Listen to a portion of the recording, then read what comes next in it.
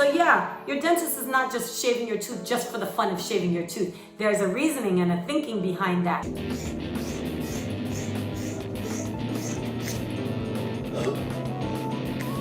Hello everyone, today we're going to talk about how much tooth your dentist is going to shave because you need a crown. My name is Dr. Tamisha Denis and this is The Modern Smile.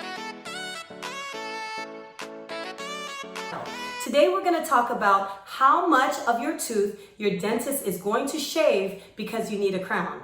Today I'm wearing one of my favorite t-shirts. I just recently got this on Amazon and it says, "My dentist said I need a crown," and I was like, I know, right? A simple definition of a crown is an artificial covering of a tooth to replace broken parts. Now, sometimes a crown is replacing because you have a large silver filling that has broken the tooth. Sometimes you had a root canal and the tooth needs to be covered. Sometimes you have a really big cavities. There's a lot of different reasons why you might need a crown. One of the other different reasons that you need a crown is just because cosmetically you want to replace the tooth to make it wider, brighter. So there's a lot of different reasons that you might need a crown. This video is not about the reasons that you need a crown, but if you're going to get a crown, how much of your tooth is the dentist going to shave? Now that doesn't have just one answer. That actually has about 3 answers. And the reason that I'm dividing it into 3 answers is because there's 3 general types of teeth in your mouth. Number 1, you have an incisor, which is your front tooth, and that's these teeth right in here, about the first 4 on the top and the first 4 on the bottom. So 2 front teeth and the side teeth, 2 front teeth and the side teeth, 2 front teeth and the side teeth. Now the next set of kinds of teeth are called premolars. Premolars are like medium-sized teeth. They're not the big ones in the back, and they're not the ones in the front. So a premolar tooth are these teeth on the side here, these teeth here. So we have about 4 on the top, 4 on the bottom, 4 on the top, 4 on the bottom. Now, the next set of teeth is a molar tooth, and a molar tooth is the big fat ones in the back. Now, those big fat ones, we call them molars, depending on if you've had your wisdom teeth taken out. We have the first, the second, and the third molar. So 1, 2, 3, the third molar being the wisdom teeth. Now, when you need a crown, you can do a crown on any of these teeth for many different reasons. Now, what I'm going to do today is I'm going to show you the different ways that we shave a tooth down depending on which kind of tooth that it is. So you can have a general idea of how much tooth is going to be shaved down when you get a crown. Now, a lot of that makes people very nervous that they're going to have their teeth shaved down, but usually the dentist has a pretty good reason why they're recommending a crown. Maybe you already lost a lot of tooth, so don't think about how much your tooth is being shaved down, because most likely we're replacing something that you wouldn't have had a lot of tooth left anyways.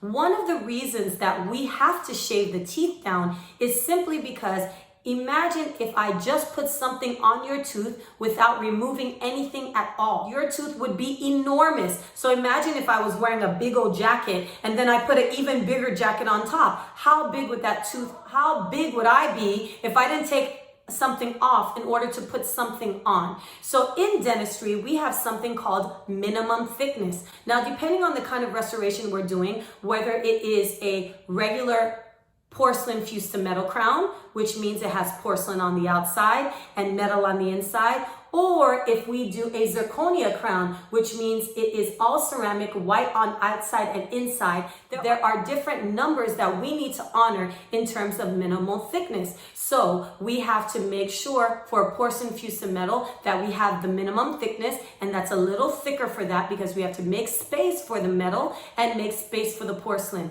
With a zirconia crown or all ceramic crown, we don't have to allow for so much space because it's only one piece. If you look on the inside, it's white. If you look on the outside, it's white too.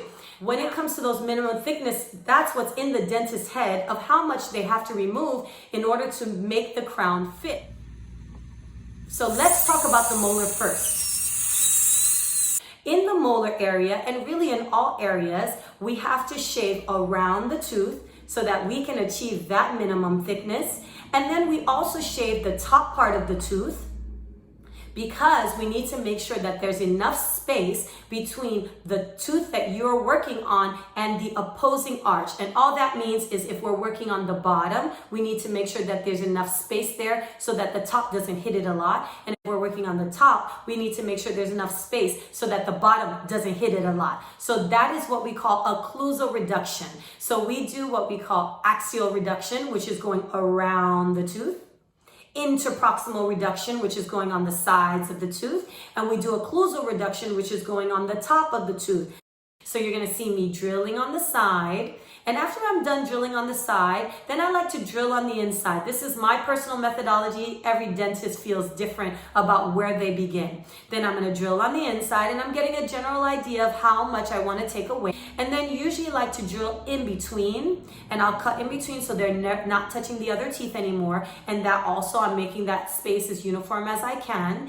And then on the top, I'm going to take away the top of the tooth until I have enough space between the top and the bottom. A lot of times I like the patient to bite so I can see in between, and I have been practicing for a long time, so I usually can eyeball if I have enough space. But there's a lot of different ways that dentists will know that they have taken it down enough. And then I also, to honor the original architecture of the tooth, I'll shave down into the middle, kind of like a V shape. So just how your tooth kind of falls into the middle from the cusp, I will shave down into the middle. And that's about the way the crown prep goes. That's what we call the preparation of the crown for a molar.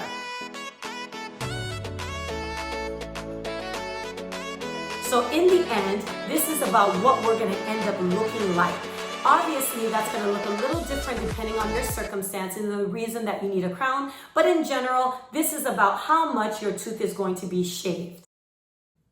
Now, the principles for shaving down a premolar, remember, is that medium-sized tooth is about the same for a molar. So we're going to shave down on the outside again. And then we're also going to shave down on the inside.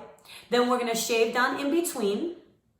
And then we're going to shave down on the top. And depending on if it's a top tooth or a bottom tooth, the way that I shave down the top part, if I make that little V shape or not, is going to be slightly different.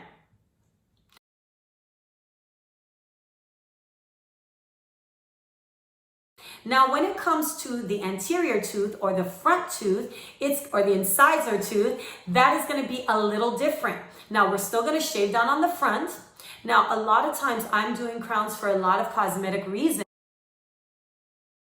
So because I'm doing crowns for a lot of cosmetic reasons, it's important for me to look at the tooth from the side to see that I've taken down enough so that we don't end up with a buck tooth, right? So if I don't take enough away, then the tooth ends up sticking out quite a bit. So I make sure that's very important to me. I look at it from all angles to make sure that we have taken away enough from the front.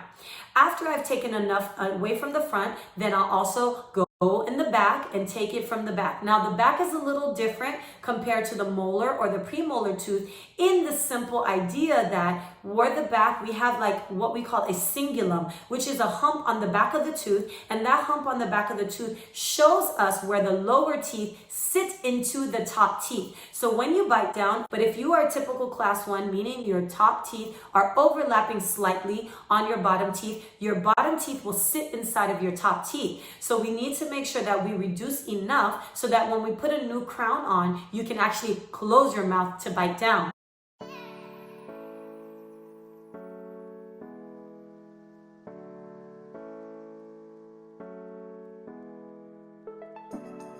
So that is how much your dentist is going to shave your tooth down for a crown. Thank you for watching this video. If you have any questions, please make sure that you comment below. Don't forget to give me a nice thumbs up and subscribe if you're not already a subscriber. Don't forget, every Tuesday, I go live to answer questions and comments and just to chat for a little bit. Make sure you turn on your notifications because the time varies a little bit every Tuesday, but I always do it. Hope you have a wonderful day, and I hope that this made you feel much, much more confident when you go to the dentist, that you know your dentist has a reason for doing what he's doing. Bye-bye!